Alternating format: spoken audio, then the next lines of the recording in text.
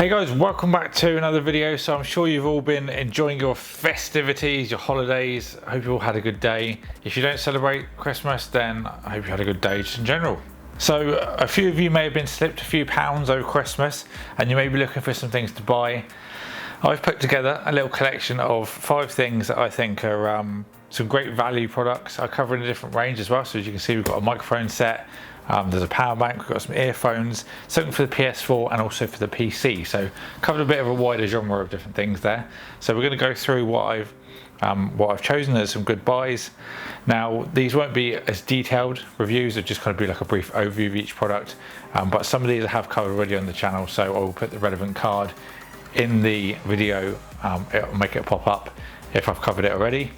Obviously I've mentioned that of course as well as we go through.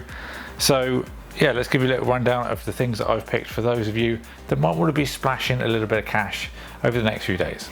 So as you can see, all glowing in its glory here, the Logitech GTO3 gaming mouse. Now this currently sells for £23 on Amazon. Gives you 6000 DPI sensor with RGB lighting with 16.8 million colours to choose from. Advanced button tensioning on left and right buttons, and then you've also got 6 customizable buttons in total as well. They're saying it's 8 times faster than standard mice, and even for me with moosive hands, it's actually really comfortable even though it is a smaller mouse. It's one of the top sellers on Amazon as well. But you may be looking for a keyboard instead of a mouse, so for that I'd recommend the GTO3 that I've covered.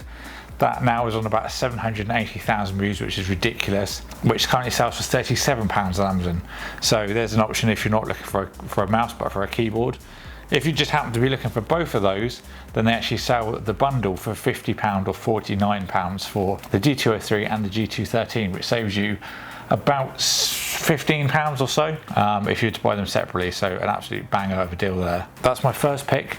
If you want to see any more content on this, let me know. And then of course, if you've got any more questions about anything I cover, then just do let me know and I'll cover them in the comments box below. Next up, we have got the Strikepack for PS4. Now, customized controllers are a big thing in gaming, but they're very expensive as well, often going for over £70–80. If you buy something like this, which is the Razer Raju, which is the Ultimate Edition, which has paddles on the back, you've got additional buttons up here and things, this sells for £200, which is a ludicrous amount of money, especially if you just want to add a couple of extra buttons.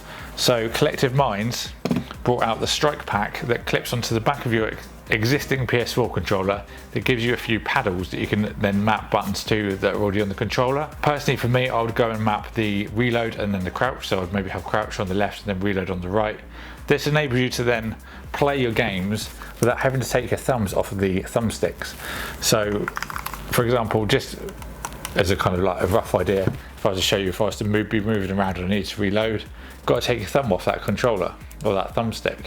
For that brief second, that can cost you a lot of time in competitive gaming. So having it mapped to the back just allows you to be able to press that without having to ever take your fingers off the thumbs. Time saver when you're playing your games. And this one sells for about £39 as well, so it's actually under the £50 limit. You've also got different banks of buttons on there as well, so you can literally save presets. So if you go play Fortnite, you can do one bank, you can go to another bank for a different game, so on and so forth.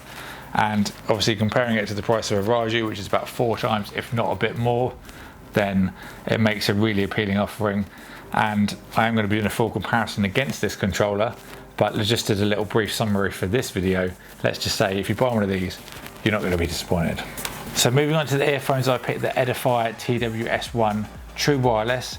The True Wireless is just an absolute storm this year, and it's not going to go away anytime soon. Certainly going to continue bringing out these kind of earphones. Have become really popular. Now this one was actually offered to me to look at the time I was planning this video, which worked really well. These retail for $44.99, currently $49.99 on Amazon, but prices do fluctuate a little bit at stock levels, so that may just be why that's happened. Let's give you a little brief summary of what these offer. So these are True Wireless Stereo Plus for easier pairing and better connectivity. You got up to 32 hours of playback with the charging case, and each charge gives you 8 hours of playback. So really nice long life without having to charge. It is IPX5 splash and sweat proof as well, so perfect for the gym. Bluetooth version 5 ATPX.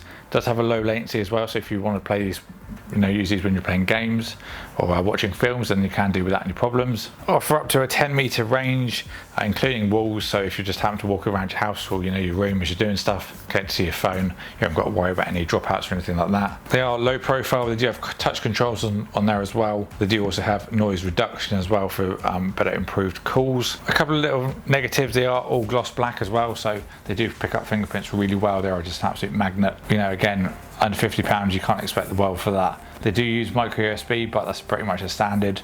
I think you go kind of £80 and above, you start to see USB-C for charging. So a couple of little sacrifices you do make, but of course for £44 that is still an absolute steal. They do have a nice bass actuation and a general overall well-rounded sound, certainly for anyone that just wants a nice, a decent all-round pair of earphones. Something to consider. As I did say, the true wireless thing is really taking off, and if you want to dabble in that market and you don't want to spend an absolute fortune, something to consider in there. So onto the microphone. Now, I did actually do a video on this. I'm just going to overlay some of that footage on the video now, but this does cover everything you need to get started in a little podcast setup. So you've got the arm, the clamp for the desk, you've got a pop filter, cover for the microphone, obviously the microphone itself, and your USB cable. Very surprised with the results from this set. I think this was about £40 when I did the video on it, so even less than 50, so an absolute banger of a set. I was a little bit hesitant when I did get this set in. Didn't think it was going to be that great quality, but it was on par to the Editor's Keys SL150 I was using at the time. So not something you typically expect to see in a video like this, but there's increasing popularity in podcasts this year, so something you can throw in there. Last up, we've covered the earphones. What are you going to do if you want to charge those when you're on the go and you don't have a plug with you? I've added a power bank in. There's masses of different power banks on the market, and one that I've always found to be very trustworthy are Belkin. I've literally used their stuff since school, and the products and cases have outlasted the phones that go with them. So truly a mark for reliability in their products there. So this one is available in different sizes. I do have the 10,000 milliamp hour battery here, but I think 10k is a good capacity, especially if you sling it in a bag and you don't plan on using it that much. Then you don't really have to worry about charging it regularly. This one's got two 2.4 volt outputs and a micro USB to charge. Nice matte black coating, which is a little bit slippery, but is more resilient to fingerprints obviously than anything gloss, so that's nice.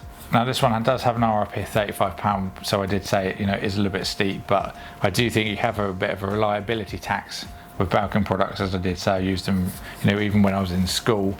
I used Belkin stuff for years without any issues. So I think if you want something that's going to go in your bag for a number of years and you're going to be using it just balls to the wall, then this is certainly something you want to consider. A better quality one than something a little bit cheaper. Quality over quantity in this regard for capacity and things like that. So yeah, definitely one to consider if you're after a power bank. It's always good to have one. You never know when you'll need it, especially if downstairs and you're not near a plug and you want to play your games on your phone. It's nice and easy to use one of those over having to try and plug it in somewhere. So coming to the end of the video, I've actually had to use this power bank to actually charge my lav, because it died halfway through the video, so great job. That's my 5 things for this video. I hope you enjoyed this, a little bit different from what I would generally do. Not quite as in-depth, of course, but I did want to try and cover 5 things in the video, so that's why it's a little bit more shortened down. I did actually have to use the power bank to charge my lav because it died halfway through the video, so more pros and cons to the video.